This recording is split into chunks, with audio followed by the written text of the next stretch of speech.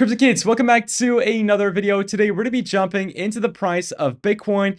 And trust me, there's going to be much more than what you can see currently on the screen over here. But we have some breaking news that can impact the price on the mid to long term. And guys, just so many more things. So for all of that and much more, make sure to stick around until the end of this video. And guys, you know the drill. Let's smash up that like button and get this video to over 600 likes. That would be very much appreciated. But ladies and gents, I'm Crypto Kid, and let's jump in to the price of Bitcoin. So what has been happening? Well, something did happen. We did create a high that was, well, it was the highest point Bitcoin has been in the last 18 months. And that candle took us all the way to $38,440. Now, I didn't want to create a video here and FOMO everybody because, well, there was a lot of euphoria in the market, a lot of liquidations, and I shied away because after all of these tests to this level of resistance, I honestly expected a reversal towards back into the ascending wedge would be possible, which is exactly what happened. So we're still currently sitting at $37,700. I'm going to be sharing what I'm personally doing with my trades for Bitcoin, but right now it's a very choppy market. Right, we saw the reversal back from this level of resistance. We could be forming somewhat of a inverse head and shoulders here. If we come back up to this line of resistance once again, perhaps I will consider opening a long just for this head and shoulders pattern, inverse head and shoulders pattern. But if not, Bitcoin is still looking a little bit bearish on the macro scale. I will share the reasons with you in just a second. But what I'm doing is I'm actually buying up Bitcoin. So what I have over on Bitflex is that I have over 1 Bitcoin worth of positions, buying up Bitcoin between $31,000 and $34,000. The reasons I will get to in just a second. But guys, if you do want to be trading Bitcoin or cryptocurrencies, you can head over to the description below and sign up to Bitflex because our current promotion, there is still 12 hours left and only 12 hours left. You can still get a chance of winning 1,000 USDT by depositing 50 USDT and making at least one trade on their derivatives platform. So do make sure to check it out. So now coming on to the reason why I'm buying up at these particular price levels. So if we go back into the trading view, we can see, yes, this is an ascending wedge. And ascending wedges, unfortunately, in technical analysis, do have a higher probability of breaking towards the downside. Well, of course, there's always a chance that we break up, but just in TA, we do have a higher probability of breaking down. Now, if we do end up breaking down, 34K and 31K are very critical levels of support. Now, 34K is very important because we have a lot of liquidations at this particular price level. So if we go into the Bitcoin liquidations, we can see over here on the heat map that there's billions of dollars waiting to be liquidated at 34K. And what we know from liquidations is that if the market is over leveraged, the price does, well, the market makers do like to bring the price back down to the level of liquidations to make sure that they liquidate as many, well, traders as possible and make as much profit as possible. That's the game of market making. So that is a possibility. And yes, we also do have a lot of liquidations at the $38,500 area. So it is possible that Bitcoin shoots up to there with the inverse head and shoulders and then see a price reversal back towards the downside. So that is something that I'm personally watching out for, but I'm not trading at the moment because we have swing trades set for Bitcoin, but it is a choppy market. And again, if you do want to trade these smaller time frame patterns, then yes, you can go ahead to Bitflex and do that as well. So in the macro scale, so in the short term, we could see a move up, but in the immediate macro, I do think that Bitcoin is still a little bit bearish, again, because of this ascending, rising wedge. And on top of that, yes, we still do have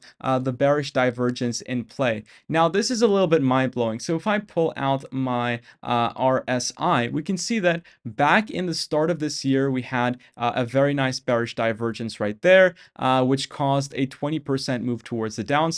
Then we had another bearish divergence between between March and April that caused a gradual move towards the downside. And then, guys, ladies and gents, now we have another bearish divergence that is happening yet again on the price right over there. So if I make that red, it's going to be more visible for you, and boom. So I do think that this is still in play. Will it take us 20% towards the downside? I don't think so, especially coming up towards the halving. I think that Bitcoin Bitcoin is looking pretty bullish, but $31,000 is possible because that's also the support of the parabola we have, which is the same parabola that we've seen in the past cycles that is taking up Bitcoin to massive all-time highs. So maybe in the short, immediate term, I am bearish, but do not forget in the macro, I'm so bullish that I have a Bitcoin price target of $90 to $95,000 right about here. I think 100K, maybe it's possible, but it is a very, very round number. So I think 90 to 95K is possible for Bitcoin at 2025, which I think will be when the top of the bull market happens. So let's see what goes on around there. But ladies and gents, that is my thoughts for Bitcoin in the current short to macro scale. So let's have a look at the current news that we're seeing going on. So the biggest of the biggest news is that MicroStrategy has acquired yet again another 16,130 Bitcoin for an average USD price of $600 million, totaling their investment to $5.28 billion, which is just such a phenomenal number. It's pretty crazy, and their average buy-in price is at 30.2K per Bitcoin, which is not too bad. As Michael Saylor says, you buy Bitcoin at the price you deserve. Now, on top of that, the Bitcoin ETFs are probably coming in January. So as you can see, all of these ETFs are the refilings,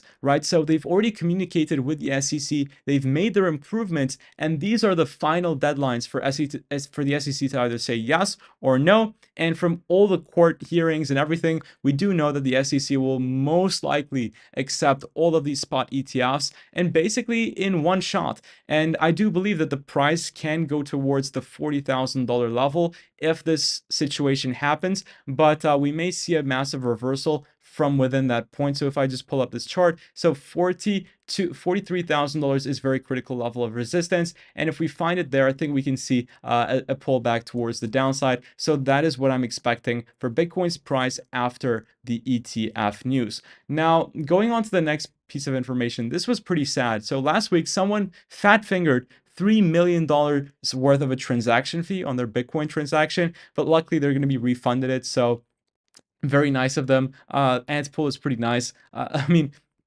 $3 million, I don't think many people would have offered to refund it. So, but imagine fingering that. Like the amount of stress and amount of regret that you have after that must be pretty crazy. I mean, I used to get pissed for paying like over gas fees, which were worth like $100 on the Ethereum blockchain back in the NFT days. So that must have been pretty annoying indeed. But guys, this news by Binance is actually pretty bullish. You might be surprised. So what they're saying is they're offering financial institutions trading via keeping their custody, their fiat in their bank account, and still being able to conduct trades on the Binance platform, which is very bullish because it gives a lot more trust to financial institutions to be able to keep their custody of their fiat within their bank accounts and still dabble in the crypto world. So this is actually pretty bullish news that a lot of you may have skipped. Now, going into one of the final things, I was able to meet the legendary Tim Draper 2 days ago at the Abu Dhabi Finance Week. So that was amazing to meet Tim Draper. If you guys are a Tim Draper fan and know who he is, the massive venture capitalist that he is,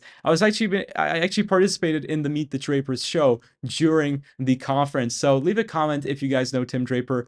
Pretty cool guy, pretty cool guy indeed. So going into the final, very unfortunate news, Charlie Munger, probably one of the greatest investors of our lifetime, has unfortunately passed away. And yes, he may have been a big skeptic of Bitcoin, but again, wishing him rest in peace. He was very successful, and it was someone that I personally looked up to in my life as an investor. So hopefully he is resting in peace, and yeah, RIP to this legend right over there. Ladies and gents, that is pretty much it for today's video. I hope you did enjoy it. I hope you have a beautiful week, and well, if you're in the morning, then a beautiful day. If you're at night, then good night. Yeah, so I will for sure sleep now, hopefully. So guys, make sure to, again, smash up that like button. Thank you so much for watching. Take care, everyone, and I will see you all in the next video very soon. So guys, take care and bye-bye.